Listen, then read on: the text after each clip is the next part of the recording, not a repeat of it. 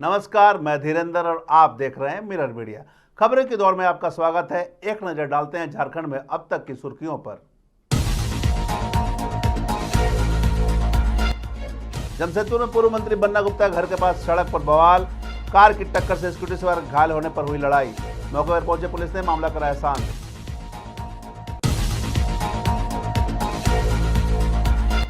जमशेदपुर के जुगसलाई में 48 घंटे में पुलिस ने किया चोरी की घटना का खुलासा। घर में घुसकर की गई थी चोरी, आरोपी गिरफ्तार।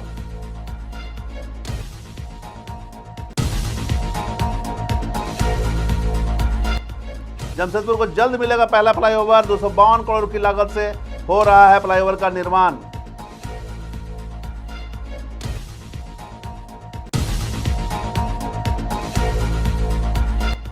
हजारीबाग में लचर बिजली व्यवस्था को लेकर भाजपा सांसद मनीष जायसवाल ने बिजली विभाग जीएम कार्यालय का किया घेराव।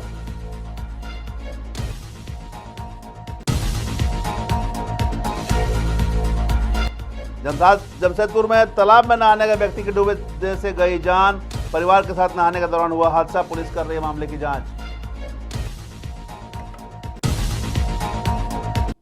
अब खबरें विस्तार से। जमशेदपुर के कदमा थाना क्षेत्र में उस वक्त अफरा तफरी मच गई जब पूर्व स्वास्थ्य मंत्री बन्ना गुप्ता के आवास के पास दो वाहनों की टक्कर हो गई। मामला इतना बढ़ गया कि सड़क पर ही हंगामा और मारपीट शुरू हो गई।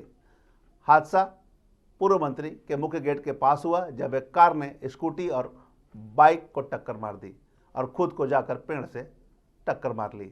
इस टक्कर में एक व्यक्ति घायल हो गया। घटना के बाद दोनों पक्षों के लोग वहां जमा हो गए और एक दूसरे से भिड़ने लगे। सूचना मिलने पर कदमा पुलिस मौके पर पहुंची, लेकिन हंगामा इतना ज़्यादा था कि पुलिस को भी हल्का धक्का मुक्का का सामना करना पड़ा।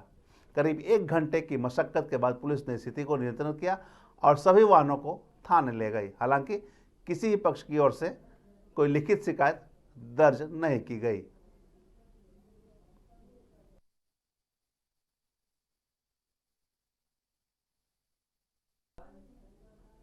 जमशेदपुर की जुगसलाई थाना पुलिस ने 48 घंटे के भीतर चोरी के वारदात का खुलासा करते हुए एक पेशेवर अपराधी को गिरफ्तार किया है।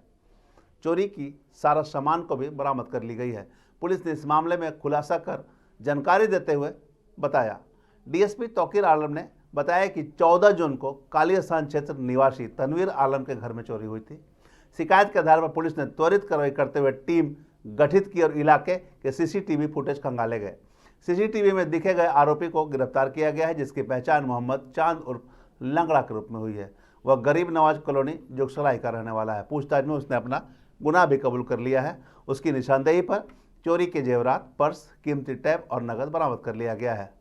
पुलिस के मुताबिक आरोपी जमशेदपुर और सरायकेला में चोरी के कुल 8 मामले इस पर दर्ज हैं। फिलहाल आरोपी को न्यायिक हिरासत में भेज दिया गया है और अन्य फरार जो भी आरोपी इसमें शामिल हैं उनकी तलाश जारी है।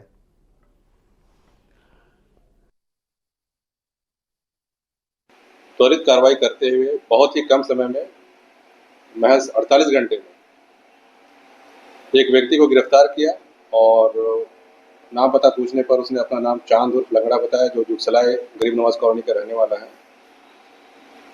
इन्होंने अपने अपराध को स्वीकार किया और अपने कन्फेशनल स्टेटमेंट में जो नाम इन लोगों ने बताया है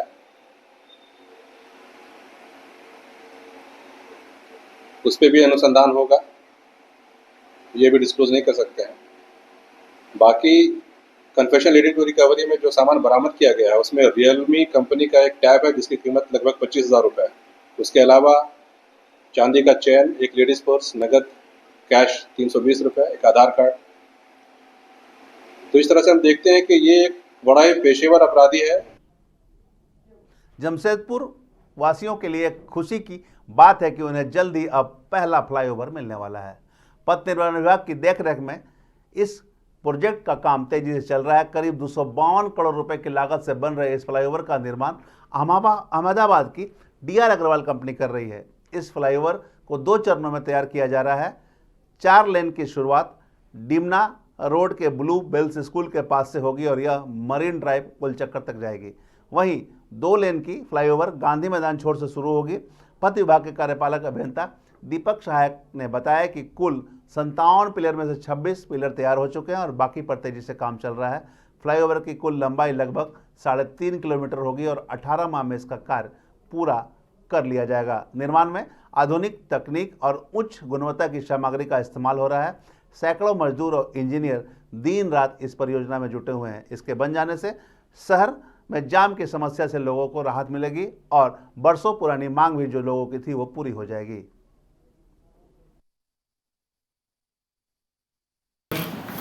रोड में जो ब्लू बेल्स स्कूल है वहाँ से वो उठ रहा है और इस तरफ आके डीसी ऑफिस के पहले जो मेरिन ड्राइव का गोल चक्कर है उसके थोड़ा पहले गांधी घाट के पास में वो लैंड करेगा। तो यही है, पूरा 4 लेन उठ रहा है और 4 लेन जो डीसी ऑफिस की तरफ से आ रहे हैं वहाँ से 4 लेन उठ रहा है जो कि डिमना रोड में आ रहा है, और एक 2 लेन जो है वो आपको पायर टकीज वाले रास्ते में जा रहा है।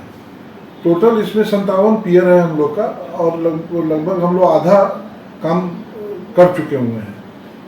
अभी हम लोग का डिमना रोड से लेते हुए और नदी क्रॉस करते हुए और फिर इस तरफ गांधी घाट तक का पियर वगैरह हम लोग का ऑलमोस्ट बहुत तेज़ी से काम चल रहा है। उसमें लगभग 23, 24, 25 पियर हो भी चुके हैं और बाद बाकी का काम चल रहा है।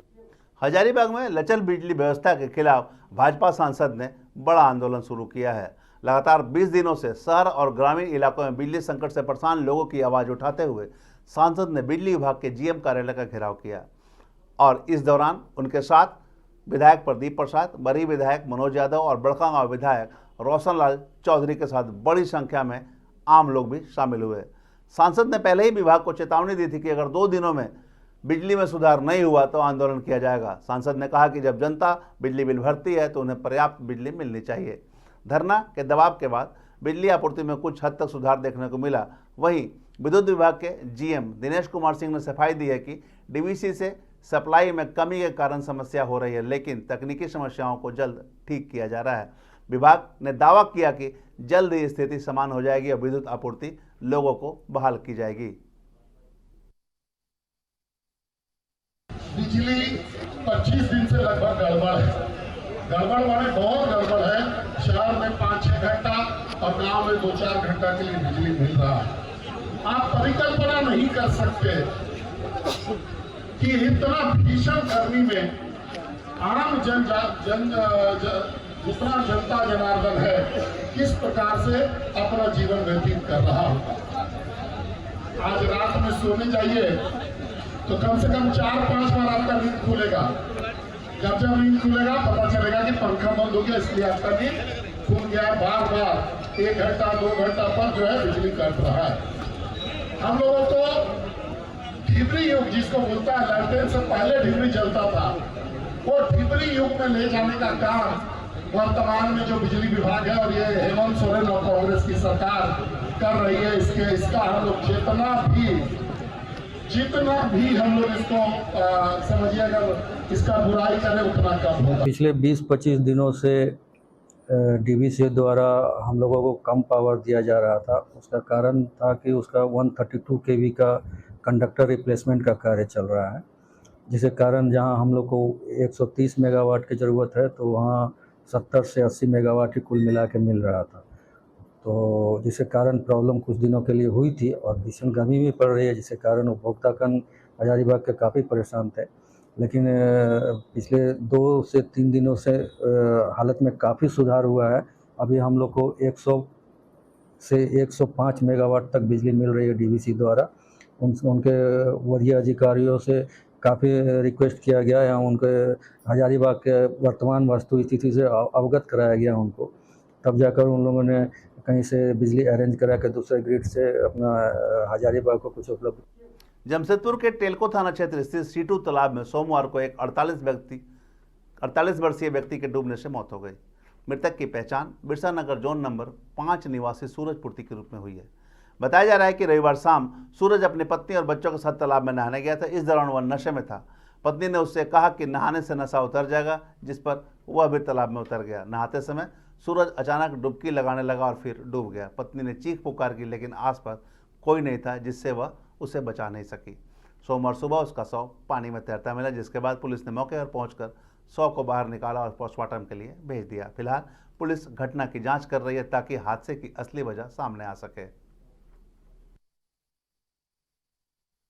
हमारा फिर और एक जना आया, फिर हम लोग सब तीनों मिल के तेन के खोजा तो नहीं मिला हम लोगों को। कितना बजे का घटना है ला? वही 2 नहीं तो 4 बजे का घटना है। 4 बजे का घटना। क्या नाम था? मुंबई। नहीं सूरज तो डूबा है। सूरज। अच्छा, कहाँ रहता है? तो मुंबई हम लोग बोलते हैं। अच्छा, तो कहाँ रहता है? बिरसा नगर 5 नंबर जून। अब धार्मिक यात्रा आपके लिए और भी आसान होने जा रहा है, क्योंकि भारतीय रेलवे और पर्यटन मंत्रालय के संयुक्त प्रयास से 27 जुलाई 2025 से भारत गौरव पर्यटक ट्रेन की यात्रा शुरू होने जा रही है। यह ट्रेन भागलपुर से चलकर रांची, धनबाद, रायपुर, नागपुर होते हुए तिरुपति, रामेश्वरम, कन्याकुमारी जैसे धार्मिक स्थलों तक जाएगी। 12 दिनों की इस यात्रा का समापन 7 अगस्त को होगा। अगर हम किराए की बात करें तो थर्ड एसी और स्लीपर में जो क्रमशः किराया है बहुत ही इकोनॉमिकल है। अगर हम बात करें तो थर्ड एसी में 39,900 रुपये और स्लीपर में 22,760 रुपये किराया तय किया गया है। इसमें IRCTC द्वारा जो यात्रा ये लगाए जा रहे हैं, जो लिए जा रहे हैं, उसमें भोजन, ठहराव और गाइड सेवा समेत सर्वसमावेशी पैकेज उपलब्ध है। बुकिंग भी इसकी शुरू हो चुकी है। IRCTC की तरफ से भारत गौरव टूरिस्ट ट्रेन एक भागलपुर से खुलने वाली है 27 जुलाई को। ये भागलपुर से खुल के JCD होते हुए आपका धनबाद होते हुए ये निकल जाएगा साउथ इंडिया के लिए। इसमें आपका साउथ इंडिया का तिरुपति, मदुराई, रामेश्वरम, कन्याकुमारी और मल्लिकार्जुन दिखाते हुए ये बैक करेगी। ये 11 रात्रि 12 दिन का है, जिसमें आपका 2 कैटेगरी है। स्लीपर के लिए 22,760 रुपया और थर्ड एसी के लिए 39,990 रुपीज़ प्रति व्यक्ति। इसके लिए इस ट्रिप में पैसेंजर के लिए कंफर्म रेलवे टिकट के अलावा एकोमोडेशन जहाँ पे नाइट स्टे, जैसे तिरुपति में हो गया, रामेश्वरम में हो गया, ऐसे नाइट स्टे रहेंगे। उसके अलावा जहाँ पे सुबह पहुँचेगी फिर शाम तक रहेगी, वहाँ पे फ्रेशन अप हम लोग देंगे। ये हो गया रहने के लिए। खाने का प्योर शाकाहारी खाना है, वेज मील। अब तक की खबरों में बस इतना ही। देश और दुनिया की तमाम खबरों के लिए बने रहे मिरर मीडिया के साथ।